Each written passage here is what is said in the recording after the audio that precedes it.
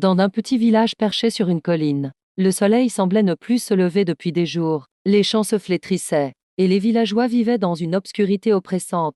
On disait qu'un mystérieux voleur de lumière s'était emparé du soleil et l'avait enfermé dans une cage de verre. Un garçon nommé Léo, à peine âgé de 12 ans, décida qu'il était temps d'agir. Son grand-père lui avait raconté des légendes sur un ancien sorcier qui vivait dans la forêt d'ébène, là où même les arbres semblaient murmurer. C'est là que se cache le voleur, se dit Léo. Armé seulement d'une lanterne vacillante et de son courage, il pénétra dans les bois. Après des heures de marche, il trouva une clairière où se tenait une tour noire. Au sommet, une lumière éclatante brillait à travers une petite fenêtre. Léo grimpa discrètement la tour, chaque marche grinçant sous ses pieds. Enfin, il arriva face au sorcier. Le voleur de lumière, vêtu d'une longue cape tissée d'ombre, riait doucement en regardant la cage de verre qui renfermait le soleil. « Pourquoi voles-tu notre lumière ?» demanda Léo, rassemblant tout son courage.